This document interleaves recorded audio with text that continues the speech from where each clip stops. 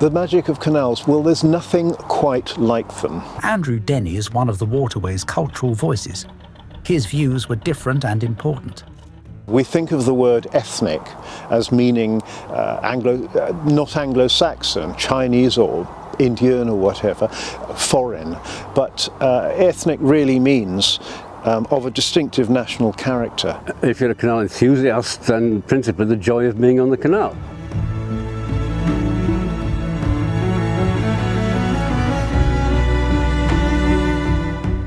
As an artist who's been working with canal culture all his life, Phil is a grand master at quietly explaining what it means to know the cut. I love the water and the wildlife and the people. Houses, flats and bungalows, bloody prisons. It's just a life, really. Freedom, travelling around. Hi, my name's Chris, aka Chili Gibbon if you're looking for my website. You're stuck indoors all the time. You don't get to see nature. I won't change it. I won't go back live in the house again. The life I live, in a tent, I do see nature. There is nothing quite like boating through the English countryside in historical terms.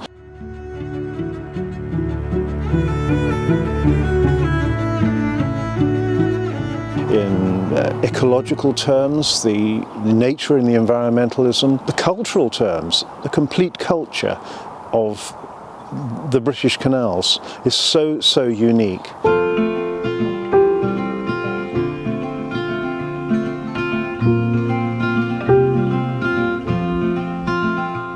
How without them, much of what we take for granted now couldn't have flourished at all. It was the major transport system that fueled the Industrial Revolution, for instance, without which we'd be nowhere. Rainy days don't seem so wet. Stormy nights don't stay. The canals were built completely artificially. They're not fed by these massive great rivers of the continent, so they became very, very impractical when the Industrial Revolution got going. The creation of canals across Britain was so successful it paved the way for faster forms of ground transportation, such as the railways and then the road network.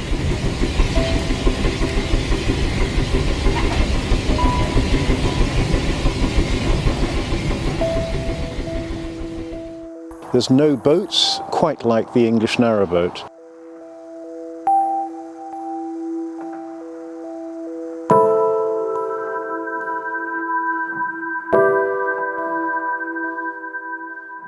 My name's Ed. I work here at Anglo-Welsh at Bunbury. I think the real plight with the canals at the minute is that not enough community interest is around.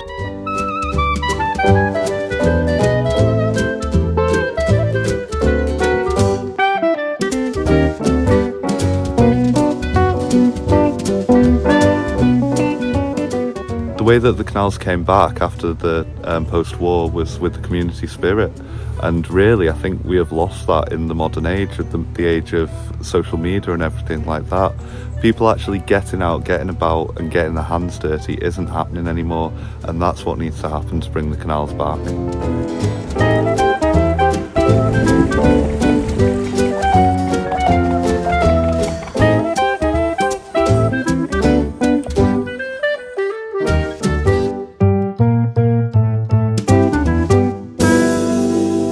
Cheshire is built on salt, physically and industrially.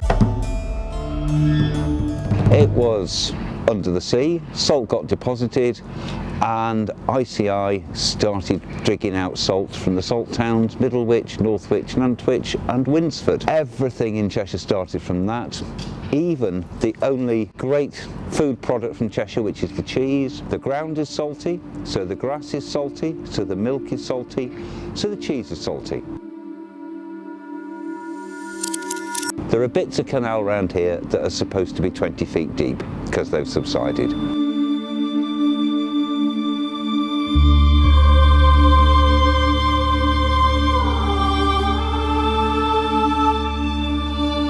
My name is Julian Harrison. I'm a marine engineer working on the Inland Waterways Network. Our company, Chas Harden Boats, started by my husband Chas in the early 1970s near Wrenbury, have been providing hire boats for customers for over 50 years now. What I'd like to really talk about is the future of the Inland Waterways network. So many people talk about the historic past, and nobody seems to want to look forward to the future. There's not enough money coming in to CRT to keep up with the repairs that are needed at the present time.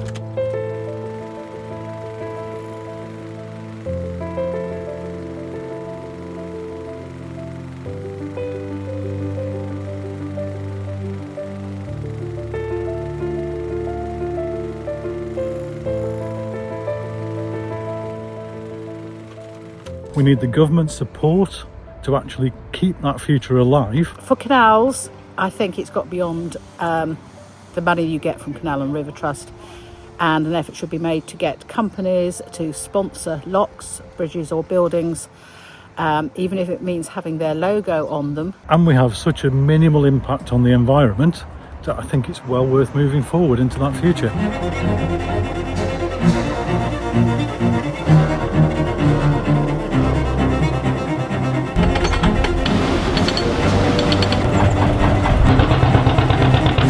So we're putting panels on your boat mainly so that you don't have to run your engine quite as much. With the addition of solar and various other power generation methods to your boat, you can live a luxurious lifestyle with such minimal input. In terms of propulsion and solar, obviously on a narrow boat we have a real estate problem. There is only a certain amount of roof space that we've got. In theory, you could run an electric propulsion boat on solar panels, but it just depends on how much you want to cruise. Everybody thinks that you're going to be running your engine all the time, but there's really no need. With plenty of solar when the sun's out, okay, it's a little bit more difficult in the winter,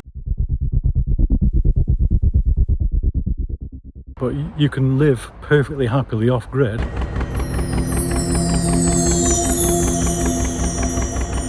With very little input from the rest of the environment. Very obviously, solar panels produce electricity, and if you don't have solar panels, you have to get that electricity from somewhere, which would in this case be the engine. So it generally means you have to run the engine less.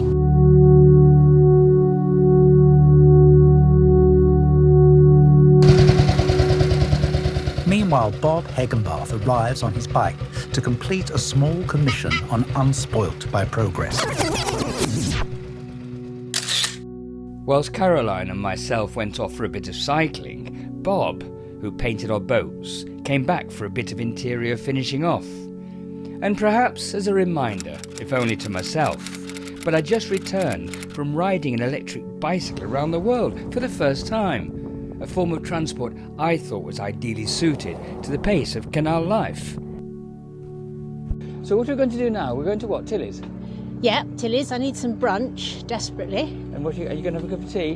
Nice cup of tea. Yeah, what sort of tea are you going to have? Oh, Earl Grey, of course. Yes, milk or no milk? No milk. Yes, that's it, and I'll have a flat white.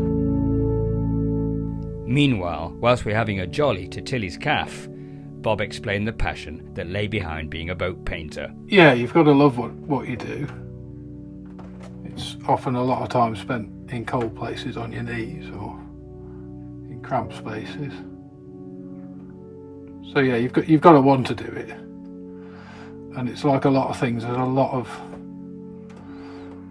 the time you put into it isn't paid for. It's all the practice and background to it.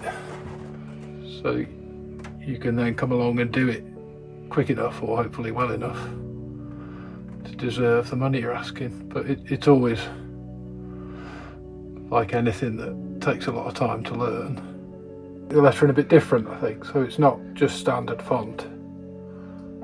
You can have a bit of a flick or a flare in different places to give it a bit more interest, I suppose. Cycling to a caff is one of those old-fashioned things cyclists still do, because cafe culture is a connector.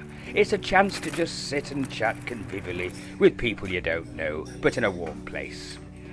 It's a blissfully friendly smile. It's a smell of roasted coffee, oven-cooked cakes, and the embrace of freshly baked bread.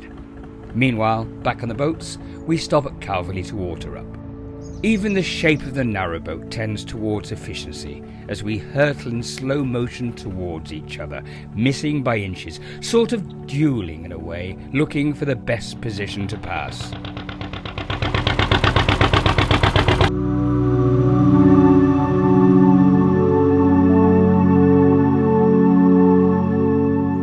Canal life is all about slowing down. It's a social experiment, renewing the chance to chat with a passing mate. No set plan, just time to hark back to days gone by. An old engine and a character called Gordon on his delightful little tugboat. Built in 1953, it's 2-cylinder Lister, it's raw water cooled, and she's running absolutely mint. I love it to bits, she sounds really good.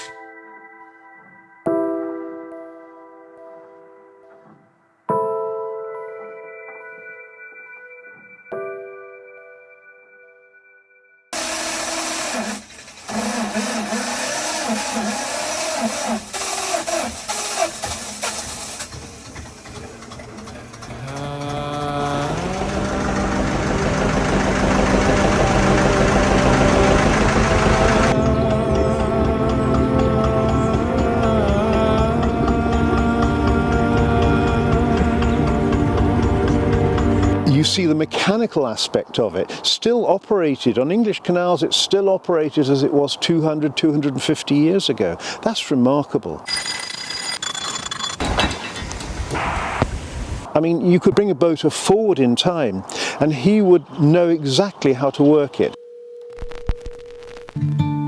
I didn't know what my heart was in for till you stepped into the room. And I didn't show, but I wanted to know everything I could about you. I see it every day, and every day I wake up, open my door, I've got it right there in front of me. I mean, come on. How better can you have that? Every single dream in you.